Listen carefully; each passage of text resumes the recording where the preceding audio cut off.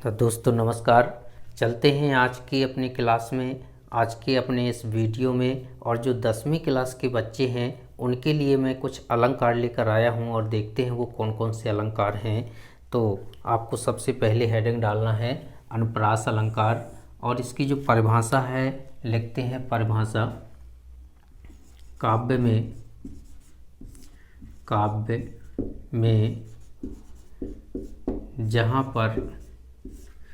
जहाँ पर एक या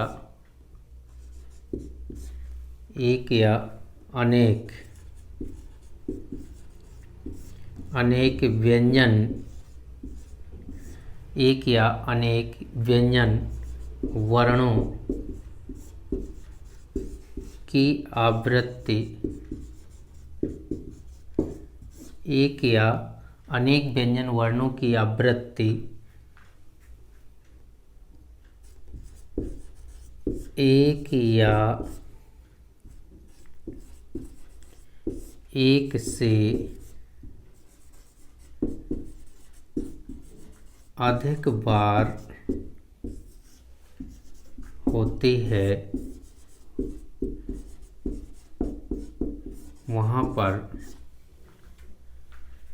अनुप्रास अलंकार होता है। अनुप्रास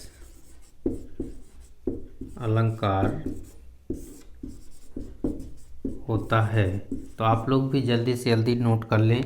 देखिए क्या कहा गया है, काव्य में जहाँ पर एक या अनेक व्यंजन वर्णों की आवृत्ति, एक या एक से अधिक भी लिख सकते हैं कि काव्य में जहाँ पर एक या एक से अधिक, या लिख सकते हैं काव्य में जहाँ पर एक या अनेक व्यंजन वर्णों की आवृत्ति। आवृत्ति का मतलब होता है दोस्तों आना। एक या एक से अधिक बार होती है, मतलब एक व्यंजन वर्ण एक बार भी आ सकता है और एक से ज़्यादा बार भी आ सकता है। तो वहाँ पर कौन सा अलंकार? अनुप्रास अलंकार होता है। तो जल्दी से जल्दी आप लोग क्या कर लें, नोट कर लें, और उसके बाद फिर उदाहरण डालें। आप लोग उदाहरण लिखना है। उदाहरण लिख लेते हैं। क्या है उदाहरण? है चारु चंद्र की चंचल किरणें। चारु चंद्र की चंचल किरणें खेल रही हैं जल थल में। कहाँ खेल रही हैं दोस्तों? जल थल में। जल थल में खेल रही हैं। तो कौन खेल रहा है? चारु चंद्र की चंचल किरणें। चंद्रमा की सुंदर और चंचल किरणें कहाँ खेल रही हैं? जल और थल में खेल रही हैं। अब हमें किसकी पहचान करना है? अनुप्रास अलंकार की पहचान करना है। और शर्त क्या कि एक या अनेक व्यंजन वर्णों की आवृत्ति एक या एक से अधिक बार होती है। तो देखिए कौन सा अक्षर है जो आपको ज़्यादा बार मिल रहा है। तो देखिए यहाँ पर चा, चा और चा। इसके बाद ला, ला और ला। तो हम क्या करेंगे? स्पष्टीकरण डालेंगे। क्या डालेंगे? स्पष्टीकरण डालेंगे। और इसमें लिख देंगे, क्या लिखेंगे? यहाँ पर चा और ला, चा और ला वर्ण की आवृत्ति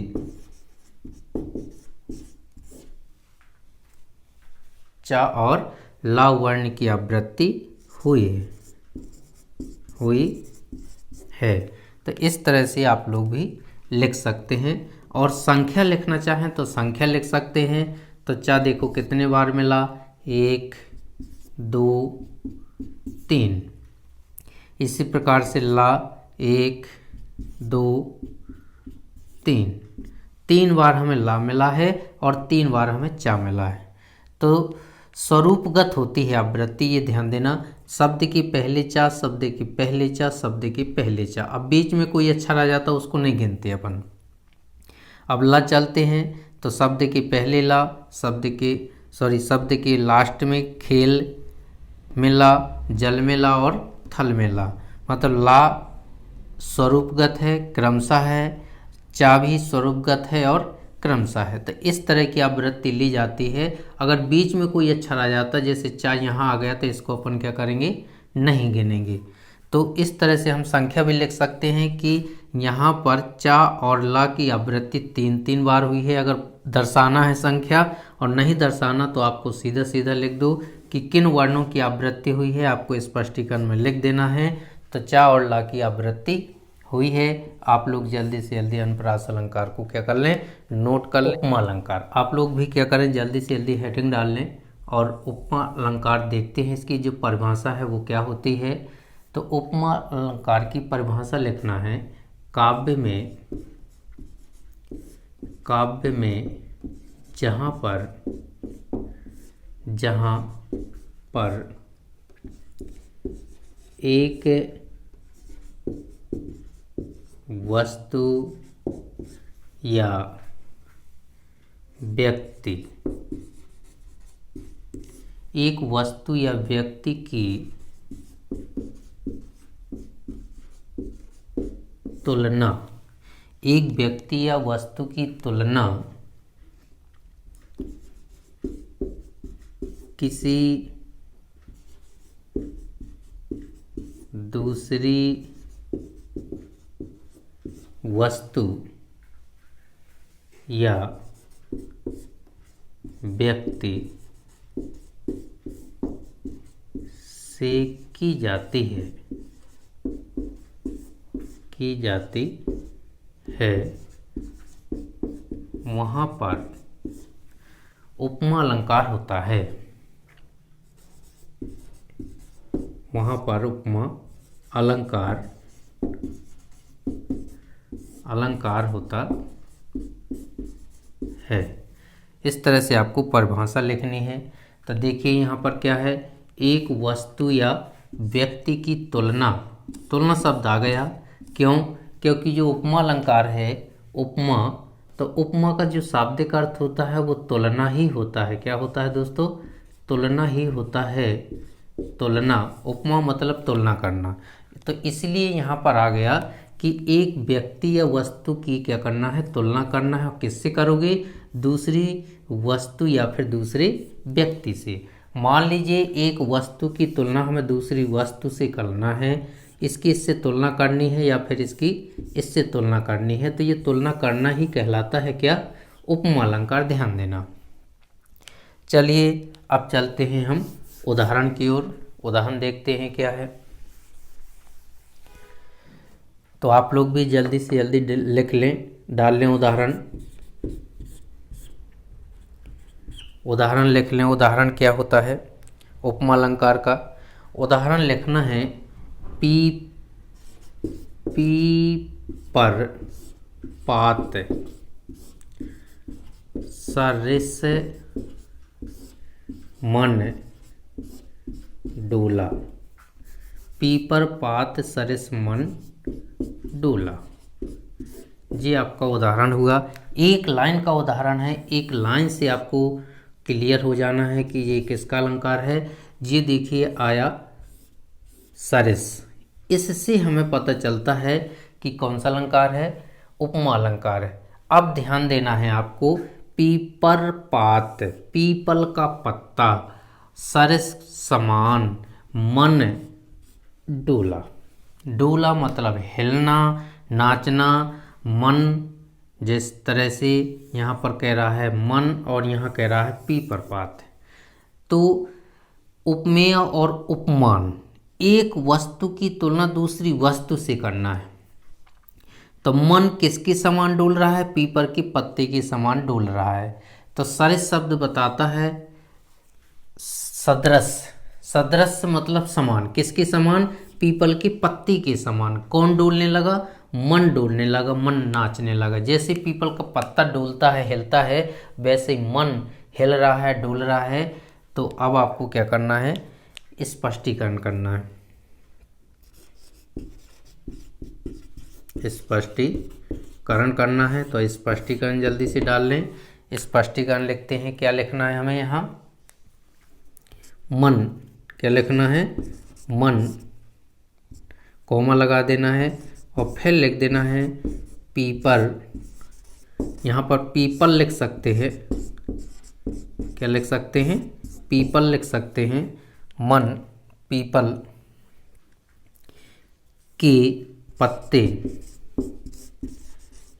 के समान डोलने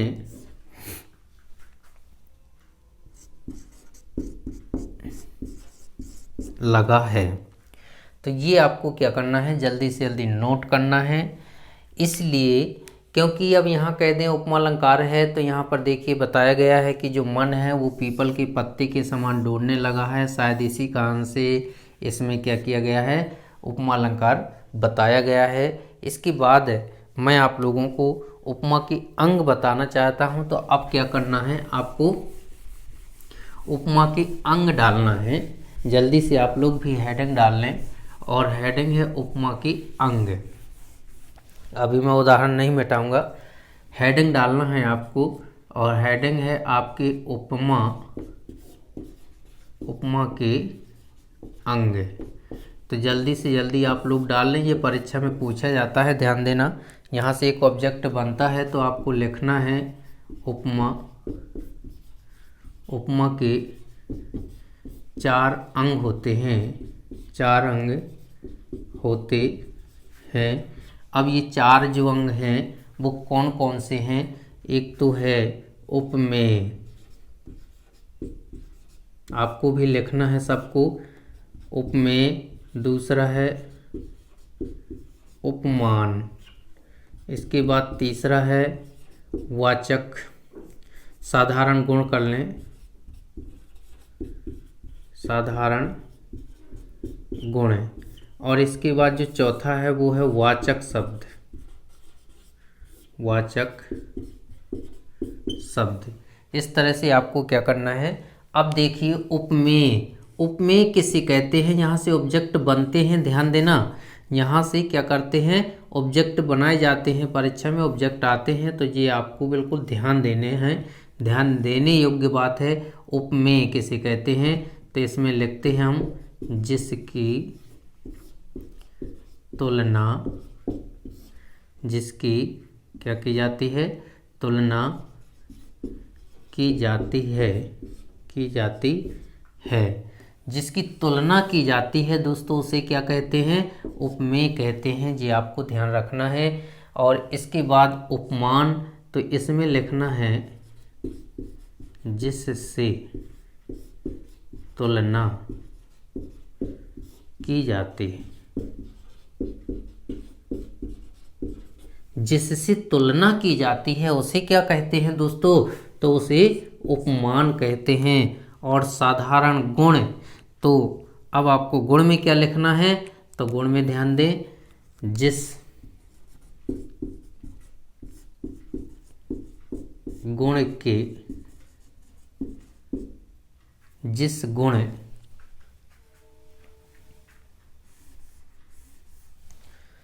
से तुलना की जाती है, तुलना की जाती है। और इसके बाद वाचक शब्द जो है, इस पे आपको ज़्यादा ध्यान देना है। देखो कौन कौन से होते हैं? सा, सी, से, सरस, सदृश, सरिस, समान। इस तरह से ये वाचक शब्द हैं। अब हमें कहाँ से पता चलता उपमा अलंकार? तो इनमें से कोई भी शब्द आ जाता है परीक्षा में, और आपके सामने उदाहरण में तो हम कह देते कि वहाँ पर उपमा अलंकार है।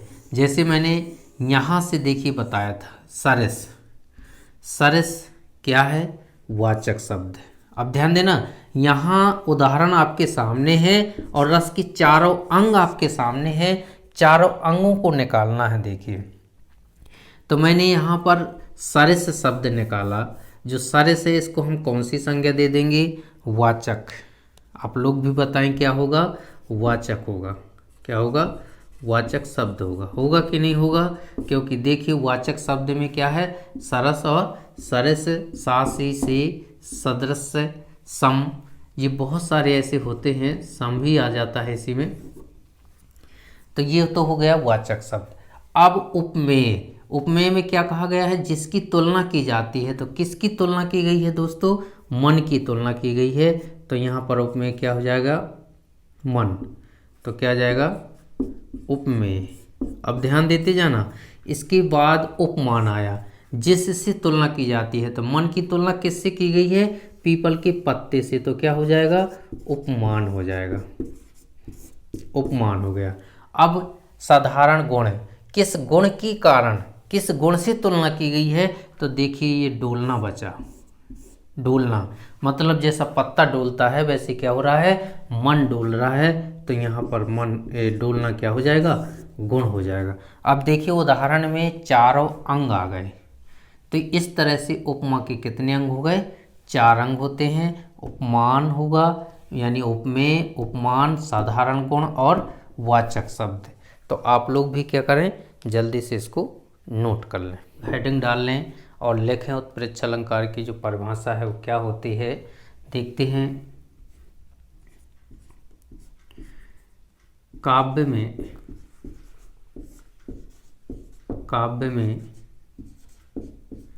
जहाँ पर उपमेय में उपमान, काव्य में जहाँ पर उपमेय में उपमान की संभावना व्यक्त की जाती है,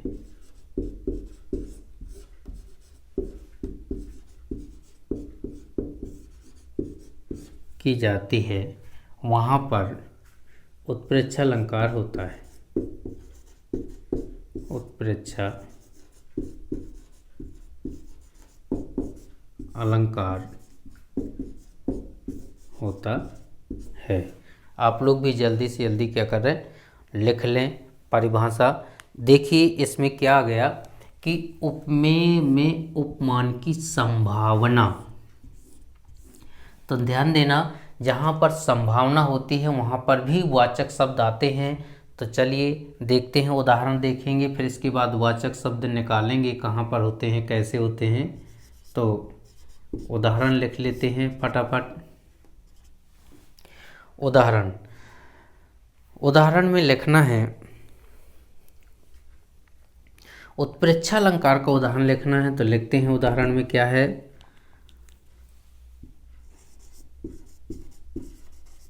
उसका मुख मानो चंद्रमा है। जी एक लाइन का उदाहरण है दोस्तों। उसका मुख मानो क्या है? चंद्रमा है। अब हमें क्या करना है? स्पष्टीकरण करना है। स्पष्टीकरण करना है। डालिए फटाफट हेडिंग स्पष्टीकरण, देखते हैं क्या है। अब देखिए क्या कहा गया है कि उसका मुख मानो चंद्रमा है। तो अब यहाँ पर क्या कहा गया है? उपमेय में उपमान की संभावना। अब हमें उपमेय देखना है, उपमेय क्या होगा? तो उपमेय देखिए क्या है? चंद्रमा हो गया।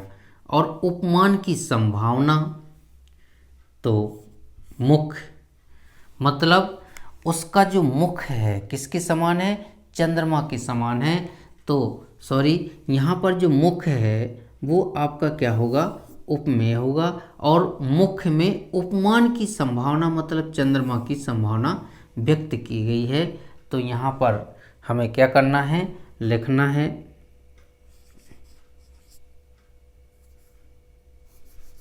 सीधे सीधे लिख दूँ। यहाँ पर उपमेय में उपमान की संभावना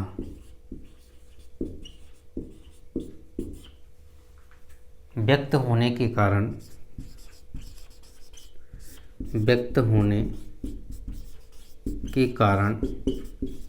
उत्प्रेक्षा अलंकार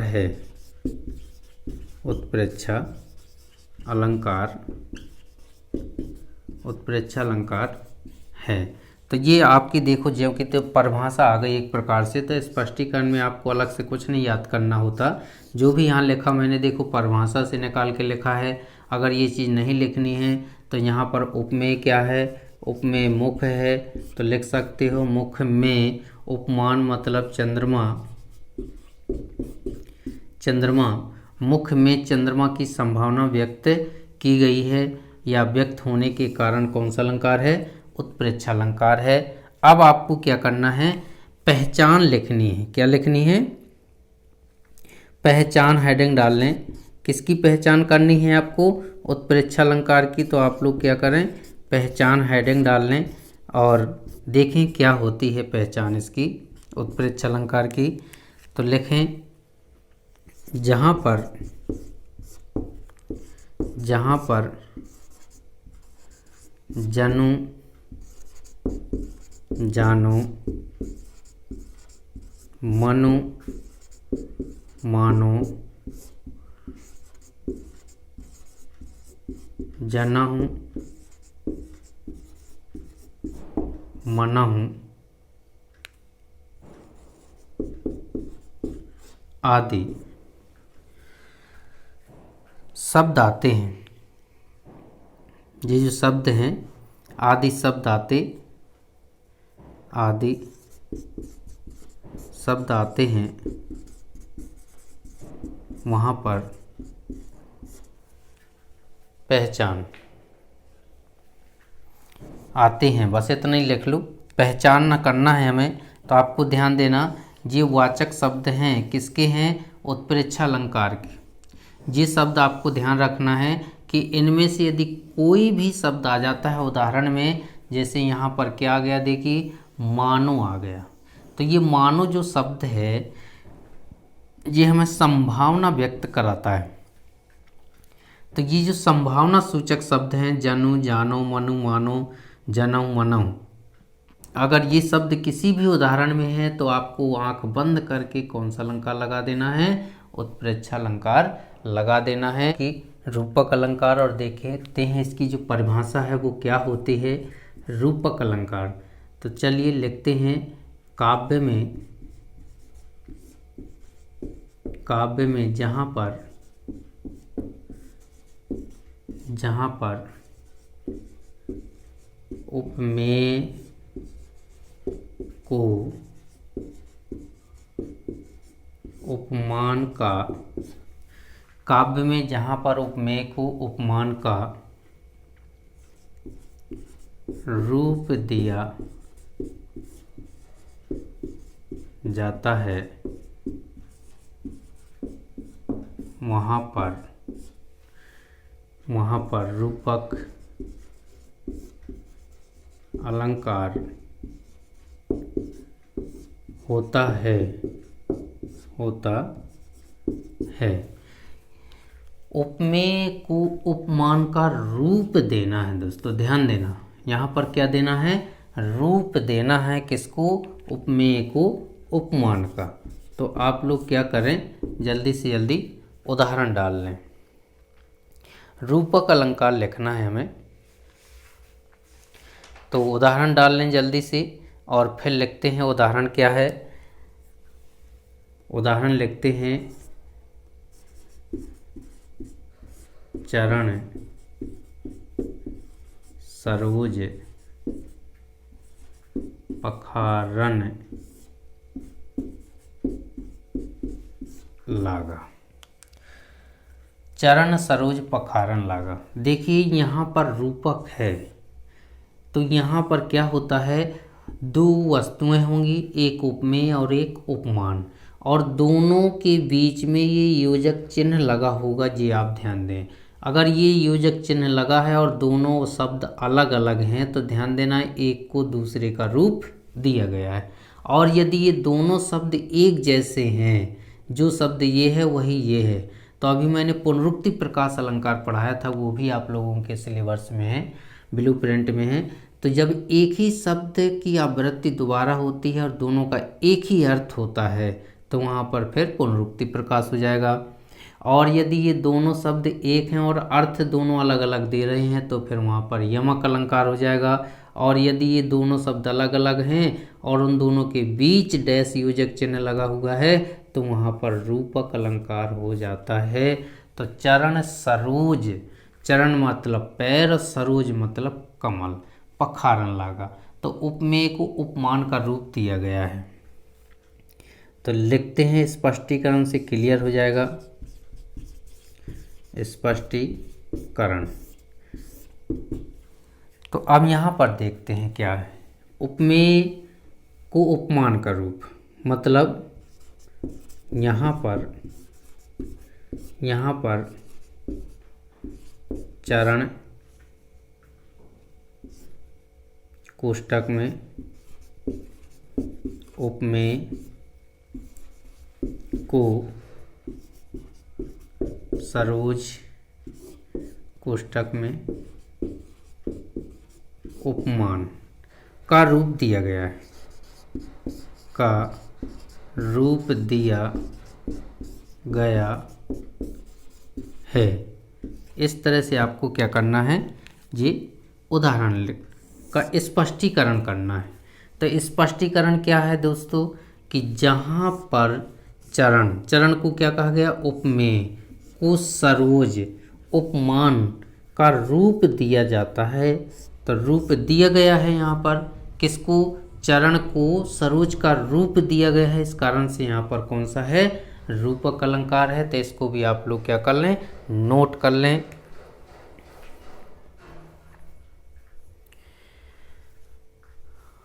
और दोस्तों यदि मेरी ये वीडियो आप लोगों को अच्छी लगी तो आप लोग ज़्यादा से ज़्यादा अपने दोस्तों को शेयर करें, अपने दोस्तों को बताएं और उन्हें भी सब्सक्राइब करा दें दोस्तों। और चलते हैं फिर अगले वीडियो में मिलेंगे।